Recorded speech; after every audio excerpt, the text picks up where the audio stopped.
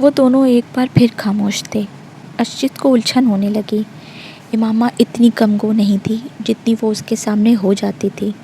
پچھلے آدھے گھنٹے میں اس نے گنتی کے لفظ بولے تھے۔ وہ اسے بچپن سے جانتا تھا۔ وہ بہت خوش مزاج تھی۔ ان دونوں کی نسبت ٹھہرائے جانے کے بعد بھی ابتدائی سال میں بھی اس میں کوئی تبدیلی نہیں آئی۔ ارشد کو اس سے بات کرنے کی خوشی محسوس ہوتی تھی۔ وہ بلا کی حاضر جوابی تھی، مگر پچھلے کچھ سالوں میں وہ یکدم بدل گئی، اور میڈیکل کالج میں جا کر تو تبدیلی اور بھی زیادہ محسوس ہونے لگی تھی۔ ارشد کو بعض دفعہ یوں محسوس ہوتا جیسے اس سے بات کرتے ہوئے وہ حد درجہ محتاط رہتی ہے۔ کبھی وہ الجھی ہوئی سی محسوس ہوتی، اور کبھی اس کے لہجے میں عجیب سی سرد مہری محسوس ہوتی۔ اسے لگتا وہ جلد سے جلد اس سے چھٹکارا پا کر اس کے پاس سے اٹھ کر چلی جانا چاہتی ہے۔ اس وقت بھی وہ ایسا ہی محسوس کر رہا تھا۔ میں کئی بار سوچتا ہوں کہ میں خواہ ہی تمہارے لیے یہاں آتا ہوں۔ تمہیں تو اس سے کوئی فرق نہیں پڑتا ہوگا کہ میں آؤں یا نہ آؤں۔ ارشد نے ایک گہرا سانس لے کر کہا۔ وہ اس کے مقابل لان چیئر پر بیٹھی دور باؤنڈری وال پر چڑھی ہوئی بیل کو گھور رہی تھی۔ ارشد کی شکایت پر اس نے گردن ہلائے بغیر اپنی نظریں بیل سے ہٹا کر ارشد پر مرکوز کر دی۔ ارشد نے سوالیہ نظروں سے اسے دیکھا، مگر وہ خاموش رہی۔ تو اس نے لفظوں میں کچھ رد و بدل کے ساتھ اپنا سوال دہرایا۔ تمہیں میرے نہ آنے سے کوئی فرق نہیں پڑے گا نا امامہ؟ کیوں، ٹھیک کہہ رہا ہوں نا؟ اب میں کیا کہہ سکتی ہوں اس پر؟ تم کم سے کم انکار تو کر سکتی ہو، میری بات کو جھٹلا تو سکتی ہو کہ ایسی بات نہیں ہے، میں غلط سوچ رہا ہوں۔ ایسی بات نہیں ہے، آپ غلط سوچ رہے ہیں، امامہ نے اس بار اس کی بات کاٹ کر کہا۔ اس کے لہجہ اب بھی اتنا ہی ٹھنڈا اور چہرہ اتنا ہی بے تاثر تھا جتنا پہلے تھا۔ ارشد ایک ٹھنڈی سانس لے کر رہ گیا۔ ہاں، میری دعا اور خواہش ہے کہ تم ایسا نہ ہو۔ میں واقعی غلط سوچ رہا ہوں، مگر تم سے بات کرتے ہوئے میں ہر بار ایسا ہی محسوس کرتا ہوں۔ کس بات سے آپ کو ایسا محسوس کرتے ہیں؟ اس بار پہلی بار ارشد کو اس کی آواز میں کچھ ناراضگی جھلکتی ہوئی محسوس ہوئی۔ بہت سی باتوں سے۔ تم میری کسی بات کا ڈھنگ سے جواب ہی نہیں دیتی۔ حالانکہ میں آپ کی ہر بات کا ڈھنگ سے جواب دینے کی پوری کوشش کرتی ہوں، لیکن اگر آپ کو میرے جواب پسند نہ آئے تو میں کیا کر سکتی ہوں؟ ارشد کو اس بار بات کرتے ہوئے وہ کچھ مزید خفا محسوس ہوئی۔ میں نے یہ کب کہا کہ مجھے تمہارے جواب پسند نہیں آئے؟ میں تو صرف یہ کہہ رہا تھا کہ میری ہر بات کا جواب تمہارے پاس ہاں اور نہ کے علاوہ کچھ نہیں ہوتا۔ بعض دفعہ تو مجھے لگتا ہے کہ میں اپنے آپ سے ہی باتیں کر رہا ہوں۔ اگر آپ کو مجھ سے یہ پوچھیں کہ تم ٹھیک ہو، تو میں اس بات کا جواب ہاں یا نہ میں ہی تو دوں گی۔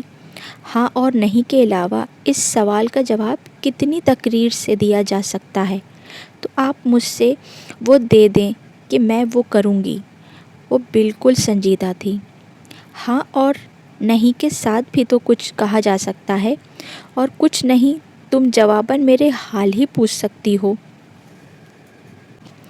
میں آپ کا کیا حال پوچھوں؟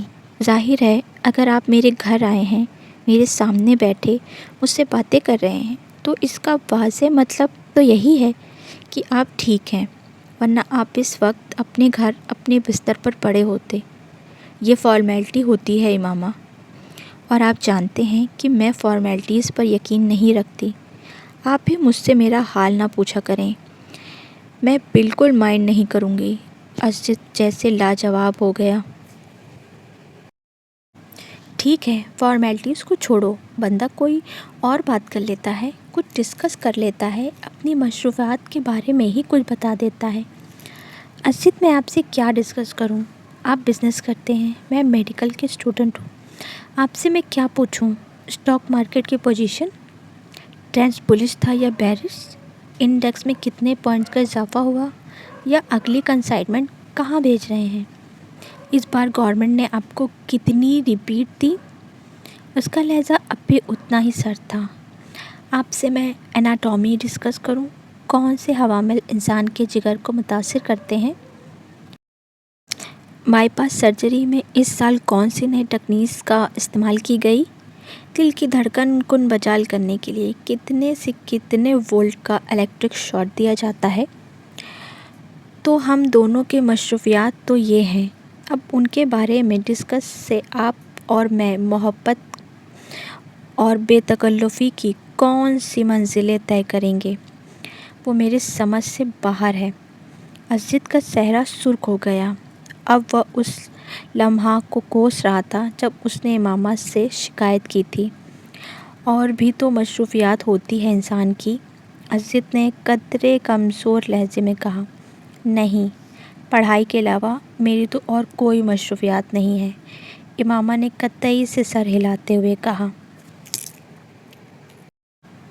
پہلے بھی تو ہم دونوں آپس میں بہت سی باتیں کرتے تھے، امامہ نے اس کی بات کاٹ دی۔ پہلے کی بات چھوڑے، اب میں اس وقت ضائع کرنا افورڈ نہیں کر سکتی۔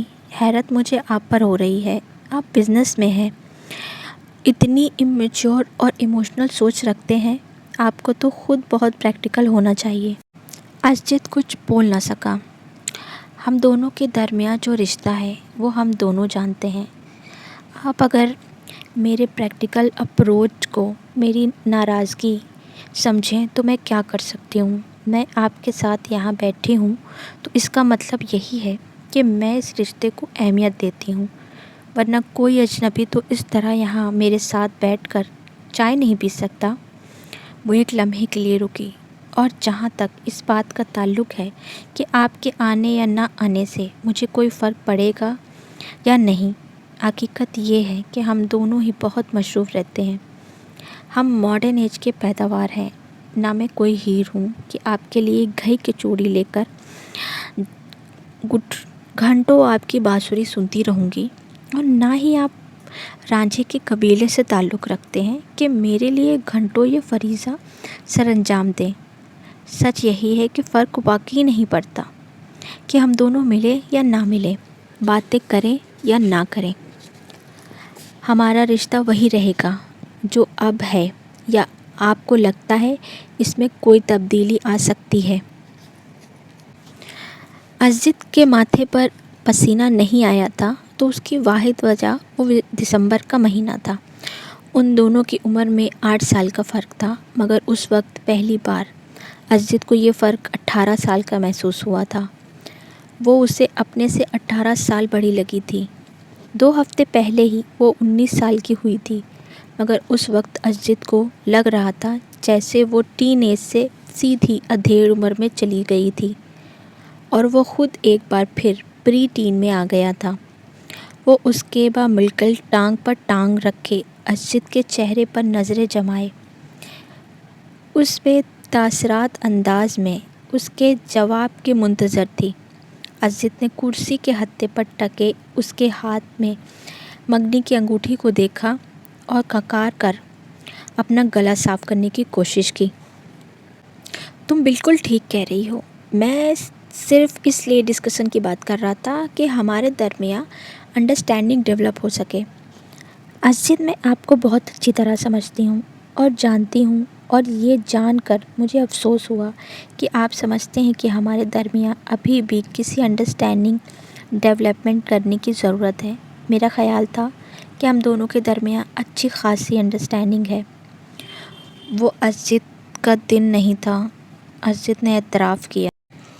اور اگر آپ کا خیال ہے کہ اناٹومی اور بزنس کو ڈسکس کر کے ہم کوئی انڈرسٹینڈنگ ڈیولپ کر لیں گے تو ٹھیک ہے، آئندہ ہم یہی ڈسکس کر لیں گے۔ امامہ کے لہجے میں لاپرواہی واضح تھی۔ تم کو میری بات بری لگی ہے؟ بالکل بھی نہیں، میں کیوں برا مانوں گی؟ اس کے لہجے میں موجود حیرت اسجد کو مزید شرمندہ کیا۔ شاید میں نے غلط بات کی ہے، شاید نہیں، یقیناً، اس نے تینوں لفظوں پر باری باری زور دیتے ہوئے کہا۔